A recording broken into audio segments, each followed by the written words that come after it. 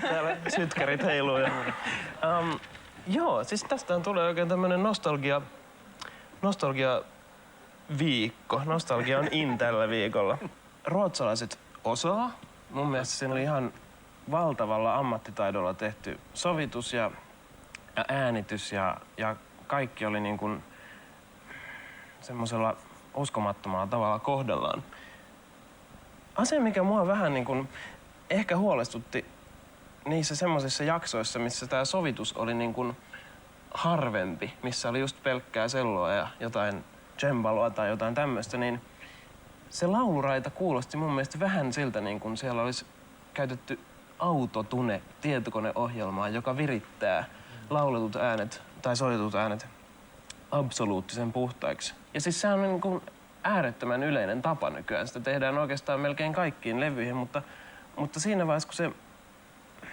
Jos on kuullut esimerkiksi Shania Twainin biisejä, siinä on mun mielestä semmoinen aika hyvä oppikirja, että miltä autotunen jälkeen kuulostaa laulu. Et se on semmoista ihmeellisen niin kuin syntetisaattorimaisen puhdasta ja semmoista suoraviivasta. Mun mielestä tossa oli pari semmoista ääntä ja mun mielestä se on niin kuin ihan turhaa. Et sen huvittaisi kuulla se niin kuin livenä tää sama homma, että kuulostaako sitten, onko se niin puhdasta sillä tavalla, että sitä kestää kunnolla. No joo, mutta se on pikkujuttu.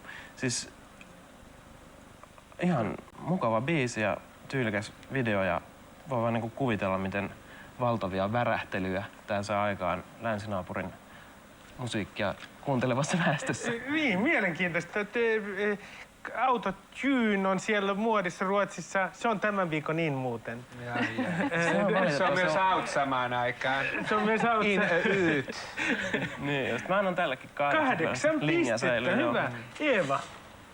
Mä olisin mieleeni tykännyt tästä enemmän. Kyllä jotenkin, että... Olisit mielelläsi tykännyt enemmän. Joo, tulee jotenkin sellainen huono omatunto, että mä en hirveästi... Että mun tuli sen tunne, että onko mä noin vanha tai ollaanko me noin vanhoja.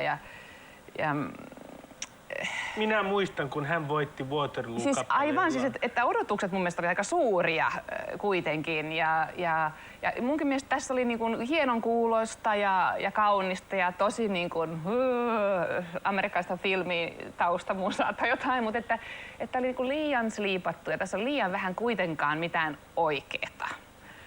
Tämä on muovia. Mä olin vähän, joo. Tää oli kyllä vähän plast. Ei vedonnut romanttiseen mielenlaatuun. No siis voisimme varmaan joskus kaikkehan kuuntella, joskus voi olla ihan hyvää, tällainen tosi nyyhki, mutta tässä ei niin kuin ollut oikeasti surua tai jotain.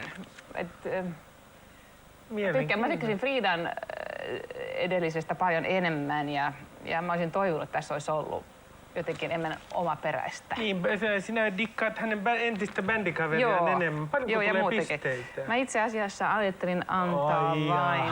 6 pistettä. Jas. Siis ruotsalaisethan ovat todella surkeita.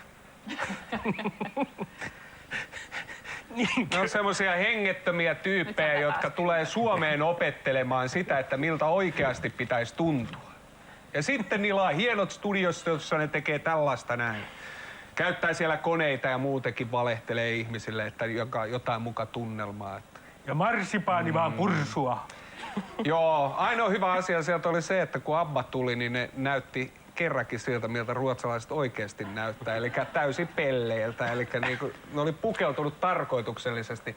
Eli he antoivat alitajuntansa nousta sieltä itsestään. Mutta nyt sitten valitettavasti, koska tämä rouvashenkilö ei ollut laittanut sitä Ruotsin hiihtohaalaria päälle, millä hän voitti silloin aikoinaan sen valkoisen hiihtohaalarin, niin 5 points.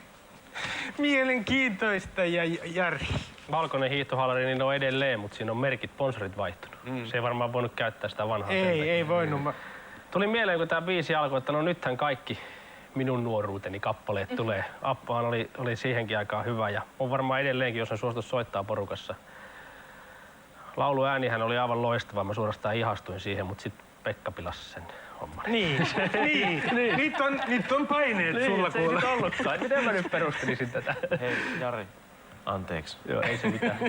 Sä oot asiantuntija tässä hommassa. Pahoillani. Mutta en mä itse asiassa hirveästi tykännyt kuitenkaan tästä biisistä. Mä odotin paljon enempi siitä, mitä se sitten loppupelissä oli. Et vähän tommonen lällybiisi. Vähän lälly. Niin, että kyllähän niinku eppujen jälkeen tää tuntui ihan kamalalta ja sitten kun vielä ruotsalaisuudesta pitää aina rokottaa. Niin, näin sanotaan. Ei joo. ole kunnon suomalainen, jos ei rokota yhtään Täällä ei ole ruotsalaisuudesta. mitään skandinaavista yhteistyötä tässä. Tämä on huolestuttavaa. Kyllä, ja senpä takia sitten Annat vitosen. Memma. Tämä on julmaa kertomaa. Mutta eikö se muuten, meneekö Tää ei mun ollut analyysi kivaa. ihan pieleen? Siis onko tää nyt valtion salaisuus, että tämä ohjelma siis oikeasti filmataan aamuaikaan? Tää ei ole aamumusiikkia. Musta tuntuu, että jos nyt tää filmattaisi kello 11 illalla punaviinilasin kanssa, Yö, niin tai yöllä. tämä olisi niinku mahtavin kappale. Niin, tämä on ehkä sellaista yön ja iltapäivän musiikkia. Se on Tai hyvä aamuyö. sellainen. 24. Aamuyö. Tosi yö pitää. Joo. Ruotsalainen Ehkä se on kello yölläkin. 3 Isometsän mukaan pitää olla aivan, Synkkä ja myrskyinen aivan yö. hemmetin yö. 24 pistettä sai Agneta Fältskog kappaleellaan If I Thought You Had Ever Changed Your Mind. Hän on tehnyt albumin ensimmäisen kerran 17 vuoteen, jossa hän laulaa pelkästään omia suosikkejaan. Sen nimi on tämä uuden albumin My Coloring Book, minun värityskirjani. Jotenkin se tuo kyllä mieleen ruotsalaisen sosiaalidemokratian My Coloring Book. No niin, ei siitä sen enempää.